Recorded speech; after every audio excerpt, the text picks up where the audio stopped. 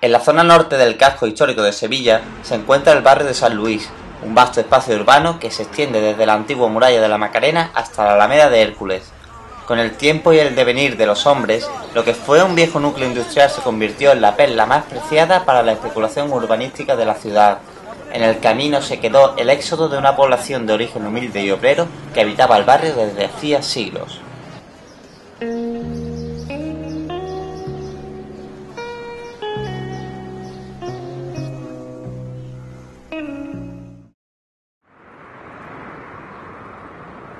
El recinto donde se celebró la Exposición Universal de 1992 se construyó en la isla que forma el Guadalquivir con su dársena, al otro lado de la Puerta de la Barqueta. Es una de las vías de entrada a la zona norte del casco histórico de la ciudad, a través de la calle Calatrava y la Alameda de Hércules. El evento supuso una inversión de 9.000 millones de euros en infraestructuras, justo al lado de uno de los lugares más degradados de Sevilla. Hoy en día la Alameda de Hércules no tiene nada que ver con aquel viejo paseo de Albero del año 1992 y se ha convertido en un centro de ocio de estética moderna para una población radicalmente distinta a la originaria.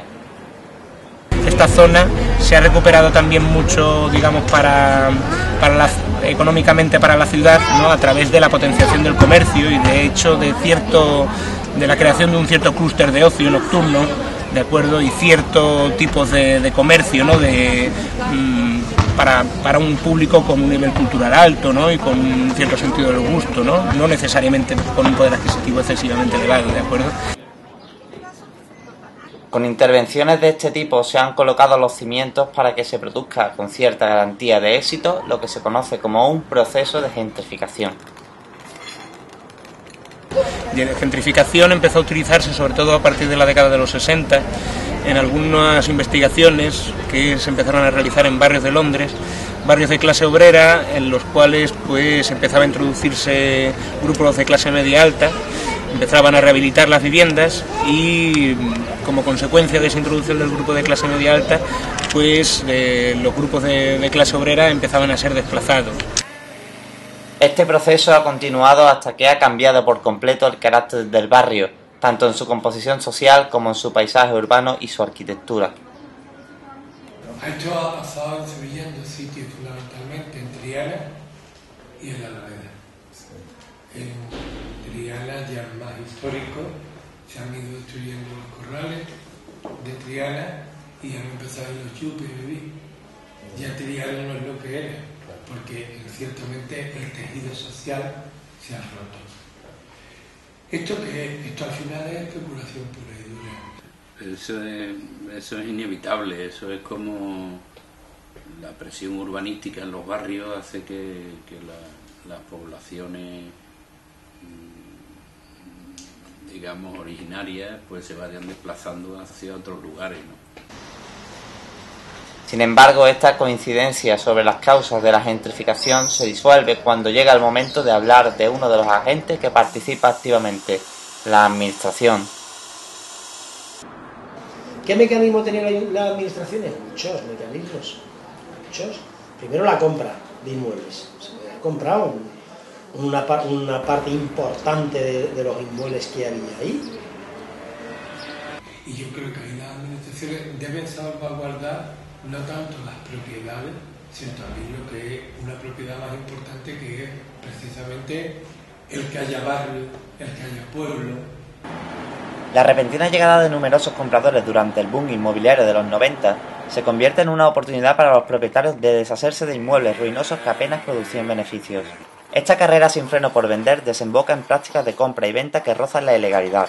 La más destacada por su impacto social es la compra de inmuebles con inquilinos dentro, a los que los propietarios someten a una presión constante para que se vayan y renuncien a sus derechos. Es el nacimiento del fenómeno de los asustaviejas. Incluso hemos conocido en algún caso de llevar a vecinos para que molesten a los vecinos a los que previamente habían pagado. Hemos visto situaciones, algunas muy terribles, incluso de gente que no ha querido salir de su casa por miedo a que entrara alguien en nombre del propietario. Sí, hombre, hasta hace poco comprabas el periódico y te venían compramos edificios con inquilinos. O sea, eso era así. Pero hasta hace un año que llegó el tema de la crisis. El papel de la administración no queda nada claro. Es difícil interpretar una actuación que viene presidida por una dejadez y una desidia incomprensibles, sobre todo cuando los afectados sufren unas consecuencias tan indeseables. No hay ninguna razón. La razón la podemos interpretar a veces como maldad y más veces como desidia. Una construcción que ya es emblemática y lleva 10 años luchando por su rehabilitación integral es la Casa del Pumarejo, un palacete del siglo XIX en pleno corazón del barrio de San Luis. En su planta alta viven 9 familias y en la baja 17 locales comerciales, algunos de ellos con negocios en marcha desde hace muchos años. La Casa del Pumarejo cuenta con un proyecto de rehabilitación aprobado desde hace más de un año. Sin embargo, las obras todavía no han comenzado a día de hoy. Hombre, lo que no queremos es salir del barrio. No que quiera quedarme aquí mismo, me da igual, pero lo que es el barrio. ¿va? Lo que es el barrio, claro. No las barriadas. Porque quien está la señora las traen ellos como adorno. Las pasean.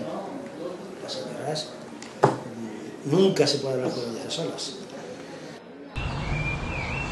Pero al parecer los inquilinos del edificio parece que no son el único escollo que frena su rehabilitación. Ahora, los locales de uso comunitario, que estamos insistiendo en el ayuntamiento, que no queremos un centro cívico más al uso, que están muy bien los centros cívicos, que dan un tipo de servicio, que está muy bien que se den, pero que si quisiéramos ya empezar a vislumbrar otro tipo de equipamiento que se dan en otras ciudades y que parece ser que al ayuntamiento le cuesta todavía trabajo admitir que eso sea posible, que un local de titularidad pública se le ceda a una serie de colectivos que lo gestionan y que cada cierto tiempo pues dan voluntades para que lo usen. Yo a los vecinos se lo he dicho y ellos lo saben. Lo que pasa es que son muy pesados. Muy pesados porque, o tienen otro tipo de intereses, ¿no? Que a ellos les interesa pues seguir dando la batalla en el sentido que dice que la administración se despreocupa de ellos. Pues no es verdad, que nos despreocupemos del asunto. El futuro que Urbanismo prevé es que, una vez en propiedad del ayuntamiento, pase a formar parte del Parque Social de Viviendas de Otaínsa y rehabilitarlo, para lo que se cuenta con el visto bueno de la Junta de Andalucía, que la ha inscrito en el catálogo de edificios históricos de Sevilla. Que el dinero que ya tenían reservada para iniciar la obra, digamos así, desde hace 2 años tenían reservado una de esas partidas que no llegan a gastarse, pero que cuando por fin se pueden gastar, pues están ahí, de 3 millones de euros. Esa partida reservada hace 3 años es posible que se la hayan gastado en el incremento de presupuesto que supone las setas de la Encarnación. Pero ellos no están esperando porque no se quiera empezar las obras o porque no se tenga dinero para hacer las obras. Ellos están esperando porque es que todavía no somos los propietarios del inmueble y por lo tanto no podemos empezar las obras en una propiedad que no es nuestra. Esa es la única y exclusiva razón, no hay otra. Las partes hace más de un año que no se reúnen y el distanciamiento se hace latente mediante el cruce de acusaciones que se dedican unos y otros. Y no sé si están buscando que nos aburramos, que las vecinas ya muy mayores, en fin, terminen pasando a la vida, no sabemos. Los de allí, los ocupantes dicen que no, que no se puede hacer la desocupación, que hay que hacerlo por fases para no irse, porque ahí lo han ocupado y entonces el miedo a que luego no puedan volver, porque ahí hay intereses que se entremezclan y se entrecruzan. El realojo es uno de los puntos básicos de estas problemáticas. La falta de viviendas que argumenta el ayuntamiento le obliga a realizarlos en barrios demasiado alejados. Creo que no, en el mismo barrio no. En Vicesa no está construyendo viviendas públicas porque no disponemos de solares. Entonces aquí el ayuntamiento tiene aquí unos terrenos porque expropió una casa que había aquí ya en muy malas condiciones, la expropió y tiene un terreno aquí, pues la casa que la tiró y lo tiene tapiada. La parroquia pidió ese terreno para hacer obras sociales, hacer unos salones, unas cosas para la parroquia, pero el delegado que entonces existía aquí de urbanismo se la denegó a la parroquia y hoy todavía existe el terreno, pero hay tapiado, sin ninguna utilidad ni nada. Las consecuencias que supone para los vecinos abandonar su barrio es otro punto en el que salen a flote las discrepancias de fondo. Que es tan digno vivir en Pinamontana o en San Jerónimo, que yo vivo a 30 kilómetros de Sevilla y muchos otros viven a más lejos, que no pasa nada, un piso nuevo a estrenar.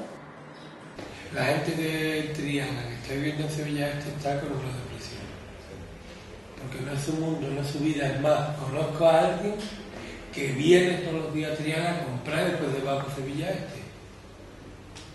O sea, que hay un desarraigo, que es lo que a veces dicen, no, pero está en Sevilla, no usted, es que es su barrio.